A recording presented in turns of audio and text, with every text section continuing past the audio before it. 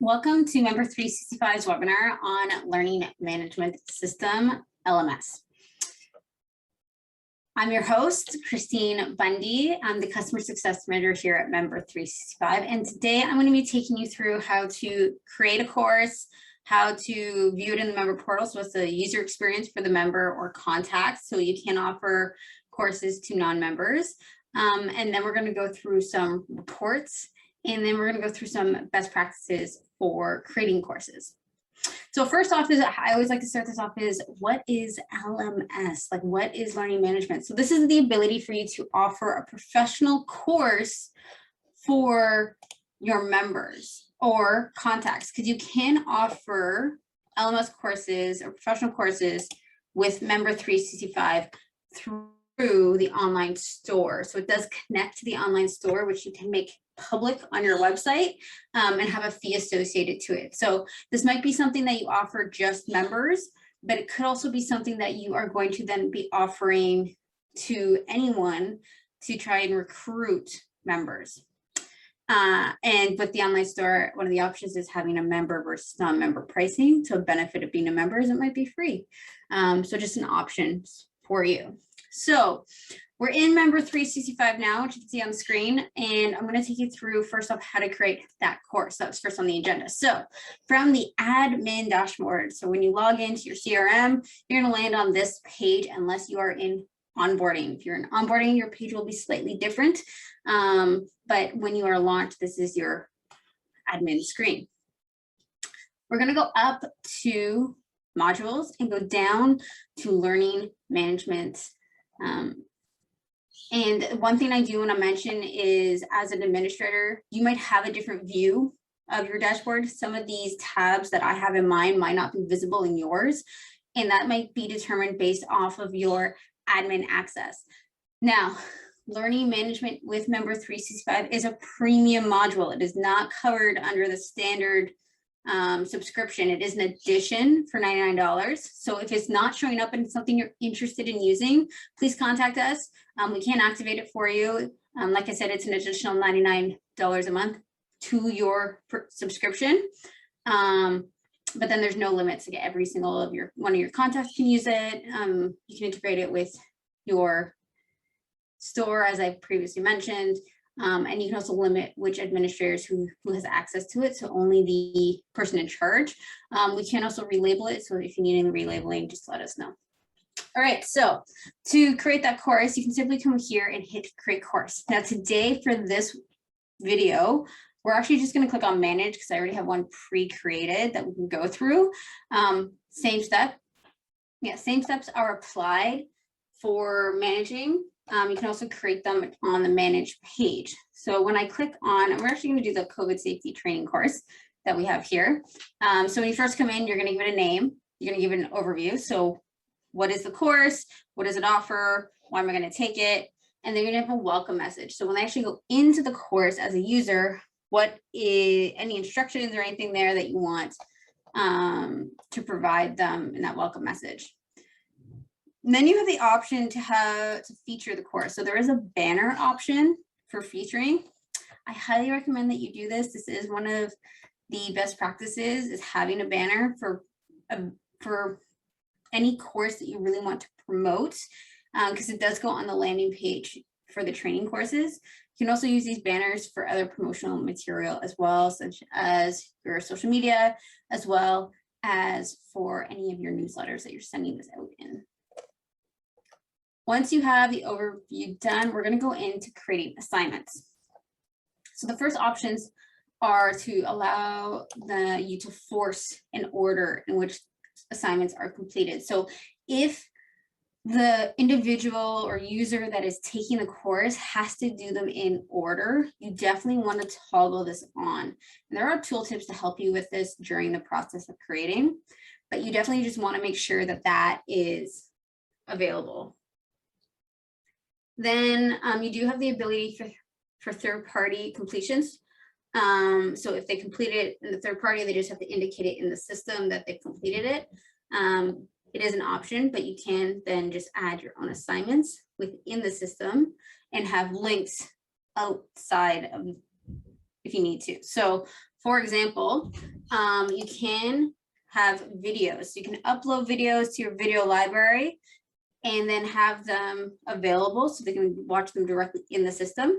If you don't want to add them to your library, you can use our URL function and have them go to your YouTube video or your Vimeo video and watch them there. So you can have it in the system or externally. We do have the ability for them to either do videos here, or as I said, there's the option for the URL tab.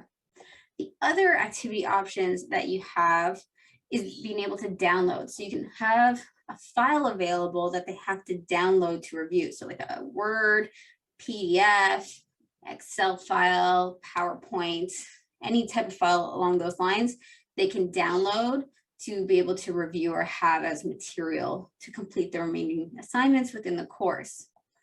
You can also pre-create quizzes if you want, and be able to have them available to be completed during the course. So if they have to watch a video, we do always highly recommend you have like just a quick quiz so that you can ensure that they are watching the full video. It's kind of best practice. The one thing that our system doesn't do, and I always like to make this aware, is that we don't track how far along someone's watched the video, which is why we recommend doing the quiz after to ensure that they're actually paying attention and watch the full video, or actually have to go back and re-watch the video in order to complete the quiz and pass the course. You can also have them upload files. So you might have to have them write an assignment or an essay that needs to get marked. That is when you have them upload a file. It can even be a certificate. So if they are doing like a third party completion, you could just say, please put your certificate here, and then have it viewed by one of your administrators to be approved and be marked as completed.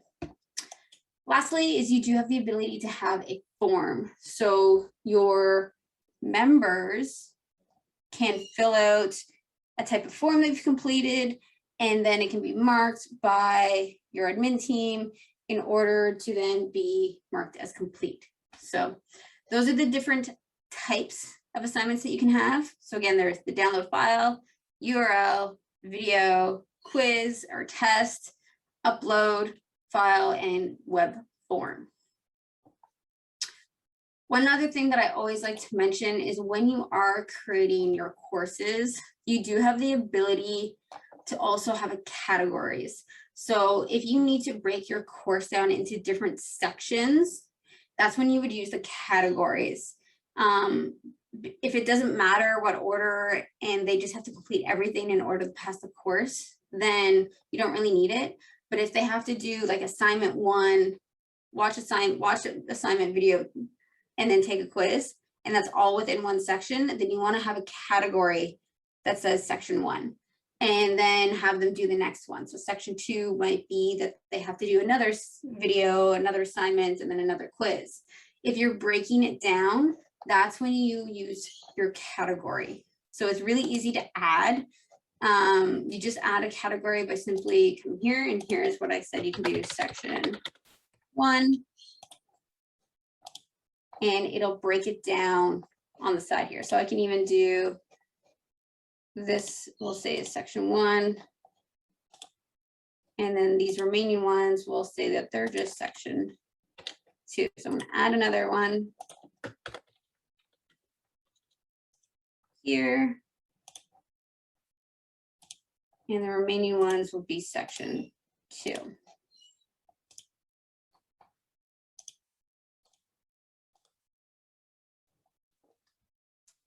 All right, so I'm actually going to update this because I made changes.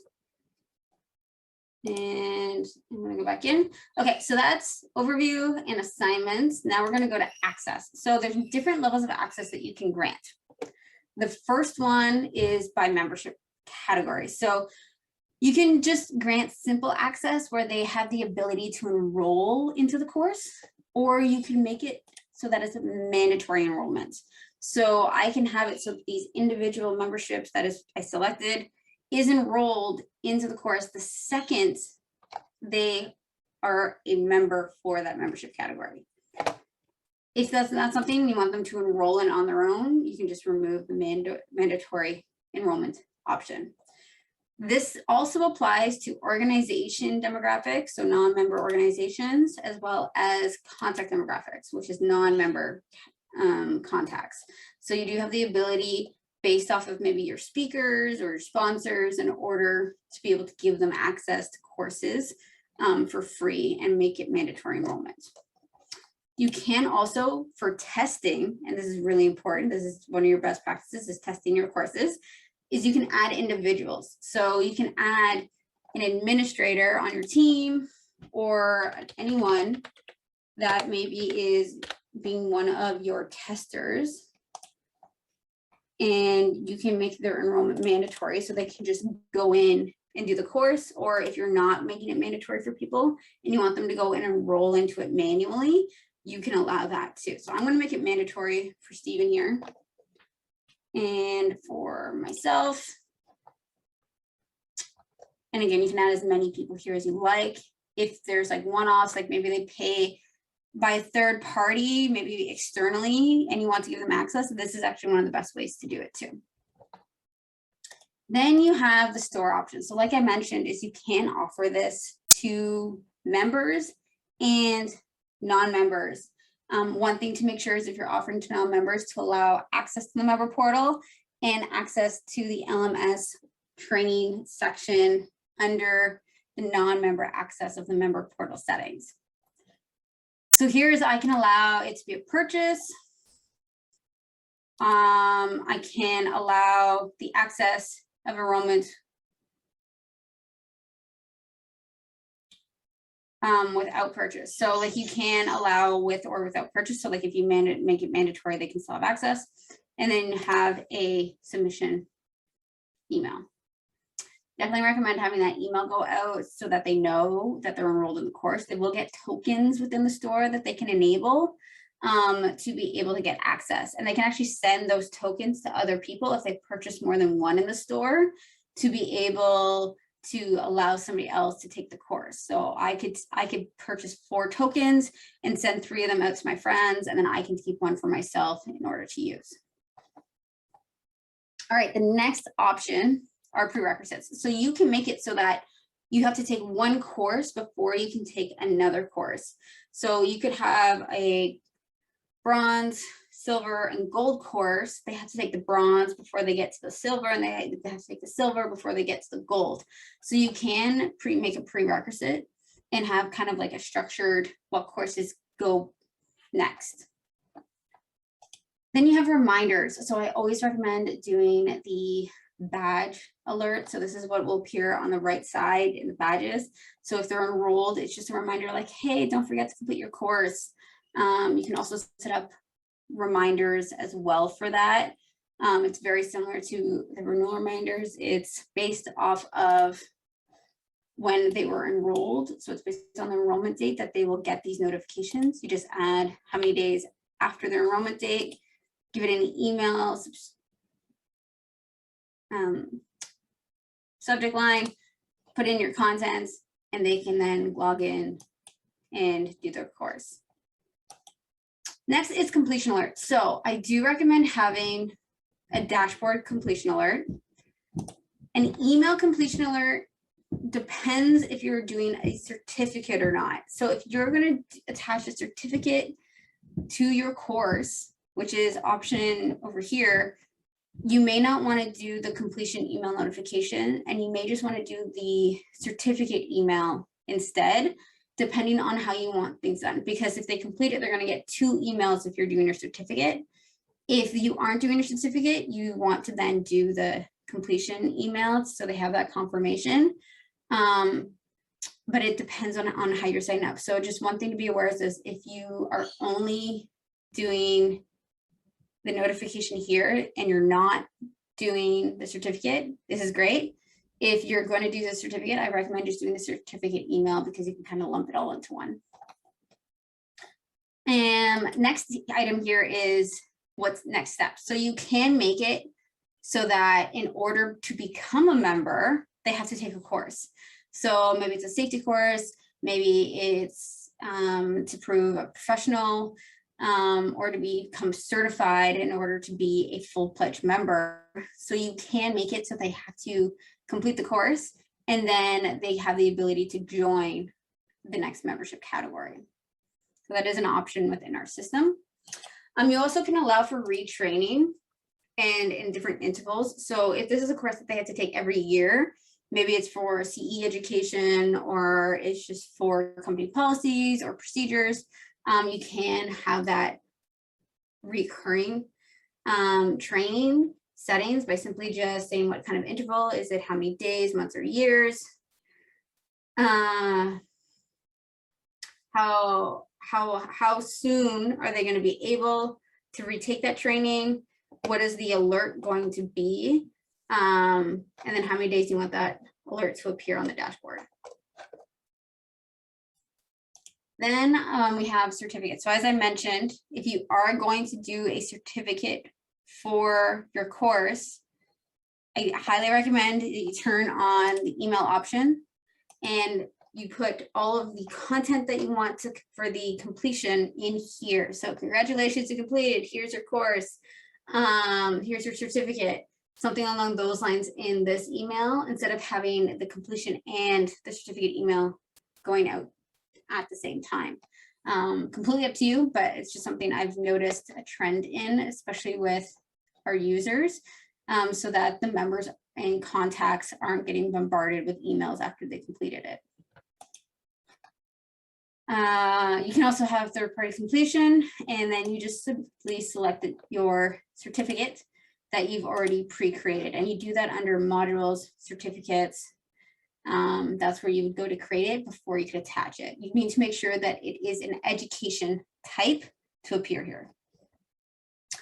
Second last tab option is continuing education. So if you do have CE or offering a certification for your memberships, you can assign hours or credits depending on how you have it labeled, and you can attach it to a specific level. So is it online training, web session, whatever it is, how you have it indicated to put it into that grouping. So you can indicate the level and the hours. Final settings are options for within the course. So do you want to enable a forum so people can ask each other questions as they're completing it? The ability to have a file library, so can they share documentation? And then my personal favorite is allowing feedback and rating. Do you recommend putting that on? It's great to get feedback. Any type of feedback is good feedback, just listen. And allows you to make improvements. All right, so let's go in to the member portal and show you the user experience. Now this is if somebody already has access to it, and I will show you how somebody can enroll in it. For the store options, that will be in the store webinar, not in today's webinar. So we're gonna go to the member portal, and we're gonna go to the training. So this is something that can be relabeled. Any of the options here, we, Member 365, can relabel them for you. So if you want any of that adjusted, just let us know and we'd be more than happy to change it. It can't be too long, so just be aware of that, but we are more than happy to. So that featured banner is right here for the course, and I do have the ability to click on it, and because I'm enrolled in it, it's appearing here. So it's giving my welcome message, and it has my course broken down into the different categories, which I labeled as section 1 and section 2 to be completed. Now, this course is already pre-completed since we've used it previously, but you are able to go back into each of these courses and revisit the material. So it's one great thing about our LMS is that the material doesn't disappear for the individual. They always have access to it. And that keeps them with their scores. So once they complete all the tasks in the order that you've indicated, so section 1 and then section 2, they can get their certificate. So the certificate also appears here and also can be emailed to them. You can also give your rating. So how do you rate this? You can give feedback. There's the discussion. So if it works exactly the same as the workspaces. So you do have the ability to have discussions. for that material and a file library. So if I go back to the training zone, within here, you do have the ability to edit this messaging on the side here. So you just by clicking this, as this only appears for admins. So nobody else can do this, by the way. This is for admins only. So they can adjust this wording.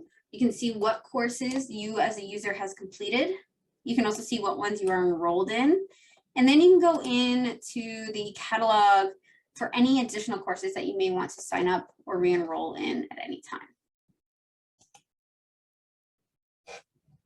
So that's a training zone for the user experience.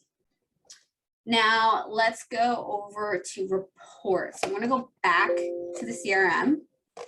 So return to CRM, and we're going to go up to modules, and we're going to go to LMS. We're going to go to reports. So now you can see how well your courses are doing and how well your students are doing. So we do have this nice, how many total enrollments, total pending, third-party completions, and total completed. And then it's also then broken down per course. So we were working on the COVID course. That's one we're going to go look at. So it gives you kind of a breakdown of when it was public, how many you have enrolled, completed, or incomplete. And it gives you that even more broken down here. There is search functions if you're looking for a certain individual. You can see who's in progress, who's completed, and who's pending completion. So if they completed but require marking, that's when you have the pending approval. You can come in here and see the details, so all of what's been completed and what's not. And you can also view the certificate. So if somebody needs access to their certificate, you can download it for it on their behalf and send it to them. You can also go to the contact records education, which in our case, we have it called CEU, and you can go to your training and be able to see the courses here as well as any notes that may have been added. You can mark them as completed here for the individual if they have completed the course or anything along those lines. Again, you can also view details to see how they're doing. All right. So that is LMS. So now I'm going to actually bring up just a few best practices. And so let's jump back over to our slides. And we'll go through some best practices. So the first one is create a featured banner. So the specifications for that or dimensions for that are 750 by 225 pixels. You can use tools such as Canva. It's a great free tool that you can use. Or you can get your designer to do that for you.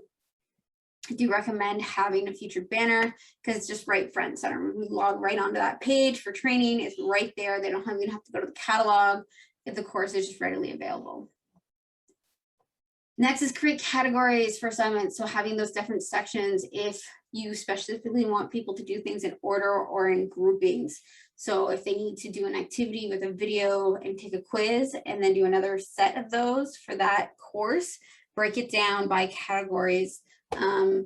It's really common that people want them to do things in order, and that's the best way to do it is for categories. Finally, test your course. Make sure that once you've done it, assign yourself and another administrator. It's always best practice to have two people review it just to catch anything. So take the course, make sure it fits with what your objectives are for the course, for the people that are taking it. And then allows you to kind of just tweak things as needed because no course is perfect and you're always adjusting as you go. All right, I always love to finish these webinars with giving some useful resources. So the first one is we do have our help center and it is available on your admin dashboard. So when you log in to your admin dashboard, it's right here. So we have instructional videos, we have our knowledge base, and you can always submit a ticket. We also, during business hours at the bottom, have a chat function. So if you have quick questions, don't hesitate to reach out to us. We are always wanting to help and listen. So if you have any suggestions, if you come across something, we'd love to hear from you. And then if you do have our Zoom booking, you can book a call with us for one-on-one. So if you have set up your course and you want to review it, which we always recommend you just set it up and then we go through and optimize it with you, we are more than happy to do that if you have your Zoom account. All right. Well, thank you so much for joining us today, and we'll see you next time.